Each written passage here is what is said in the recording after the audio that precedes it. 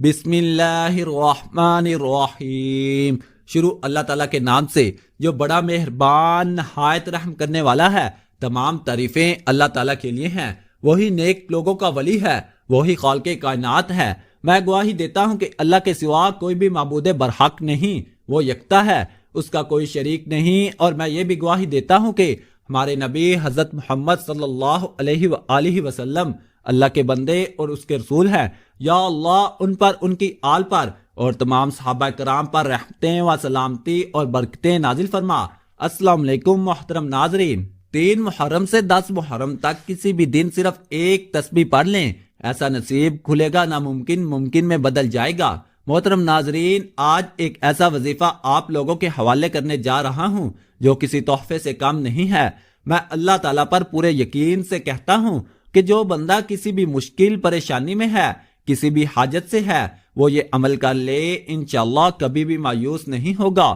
یہ وظیفہ ایک ایسا عمل ہے کہ اگر آپ بے اولاد ہیں، سالوں سے بے اولاد ہیں، کسی بیماری یا کسی بھی وجہ سے بے اولاد ہیں، تو رب کعبہ آپ کو اولاد سے نوازیں گے۔ اگر آپ کسی نوکری کی تلاش میں ہیں تو اللہ پاک بہترین نوکری سے نوازیں گے۔ اگر آپ کسی مشکل پریشانی میں مبتلا ہیں تو اللہ تعالیٰ آپ کو تمام مشکلات سے چھٹکارا عطا فرمائیں گے۔ وہ لوگ جو غربت کی وجہ سے پریشان ہیں، بیٹی کے رشتوں کی وجہ سے، بے روزگاری کی وجہ سے، کاروباری مسائل کی وجہ سے، شادی میں رکاوٹوں کی وجہ سے، قرض کی ادائیگیوں کی وجہ سے، بے اولادی کی وجہ سے، خواہ وہ کوئی بھی مسئلہ ہے، تو رب کعبہ کی قسم آپ پورے یقین سے یہ عمل کر لیجئے۔ اللہ تعالیٰ کے حکم سے یہ عمل کبھی کسی کا محتاج نہیں ہونے دیتا، یہ کبھی کسی کے سامنے مایوس نہیں ہونے دیتا۔ جو بندہ 3 محرم سے 10 محرم تک کر لے گا، محرم الحرام تک کسی بھی دن ایک دن یہ عمل کر لے گا، انشاءاللہ رب کعبہ کی قسم اللہ تعالیٰ کی ایک مرتبہ نظر کرم ہو گئی تو آپ جس چیز کی نیت کریں گے وہ آپ کا مقدر ہو جائے گی۔ خواتین و حضرات، ماہ محرم عظیم الشان اور مبارک مہینہ ہے۔ اس ماہ کے دوران نیک اعمال زیادہ سے زیادہ کرنے چاہیے، خاص طور پر نفلی روزے زیادہ رکھنے چاہیے، کیونکہ رسول اکرم صلی اللہ علیہ وآلہ وسلم کا ارشاد گرامی ہے کہ رمضان کے بعد سب سے افضل روزے ماہ محرم کے روزے ہیں، جو کہ اللہ تعالیٰ کا مہینہ ہے، اور فرض نمازوں کے بعد سب سے افضل نماز رات کی نماز ہے۔ خاص طور پر یوم عاشوراء 10ویں محرم کا روزہ رکھنا چاہیے۔ اس عمل کی بہترین رہنمائی کے لیے ویڈیو کو اینڈ تک لازمی دیکھیے گا۔ آپ نے کیا کرنا ہے؟ 3 محرم سے 10 محرم الحرام تک کسی بھی دن ایک بار لازمی یہ عمل کریں۔ آپ نے سب سے پہلے باوضو مصلی پر بیٹھ جانا ہے۔ رات عشاء کے بعد کر لیں، صبح فجر کے بعد کر لیں، کسی بھی وقت آپ یہ عمل کر سکتے ہیں۔ بہن بھائی کے لیے، بیٹا ماں کے لیے یا باپ کے لیے، میاں بیوی کے لیے، ایک دوسرے کے لیے آپ یہ عمل کر سکتے ہیں، خود کے لیے بھی کر سکتے ہیں۔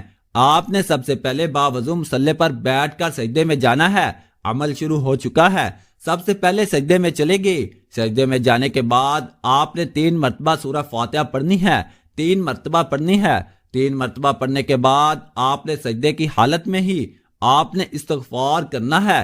کتنی مرتبہ استغفار کرنا ہے؟ رو رو کر، تڑپ کر، گڑ گڑا کر آپ نے استغفار کرنا ہے۔ ہر انسان اپنے ماضی کے گناہوں کو جانتا ہے۔ یہ میں وہ طریقہ کار بتا رہا ہوں کہ آپ اس عمل کے ساتھ جس طرح بتا رہا ہوں اس طریقے سے عمل کریے گا۔ انشاءاللہ 10 محرم الحرام تک بہترین رحمتوں برکتوں سے نوازا جائے گا۔ ہر حاجت، ہر مقصد پورا ہو جائے گا، جو چاہے گا مقدر ہو جائے گا۔ سجدے میں 11 مرتبہ استغفار کرتے ہوئے، ماضی کے گناہوں کو یاد کرتے ہوئے توبہ کرنی ہے۔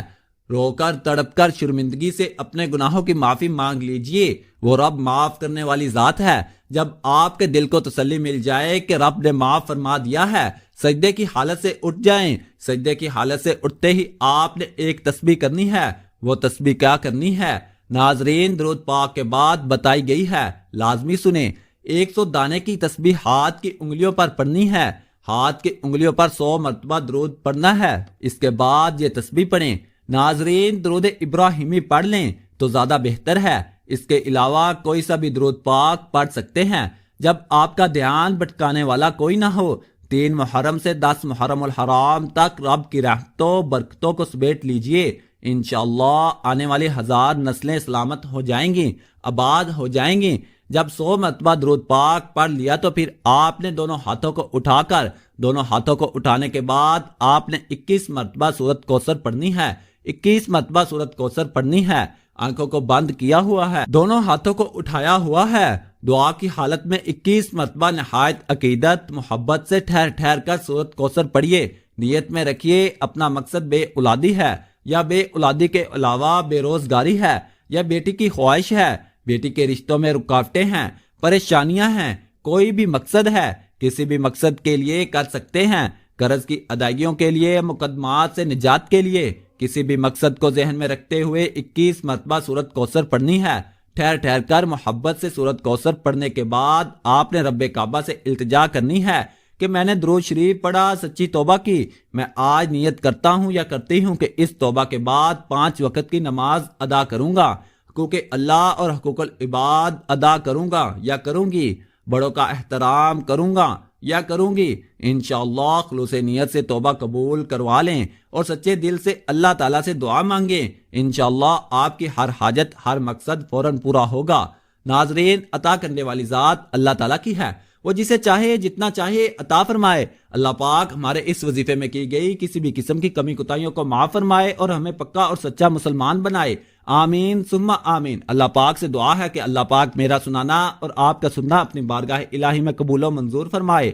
تمام احباب سے گزارش ہے کہ اللہ تعالیٰ کے 99 ناموں میں سے ایک نام کمنٹ میں ضرور لکھا کرے۔ جزاک اللہ خیرہ۔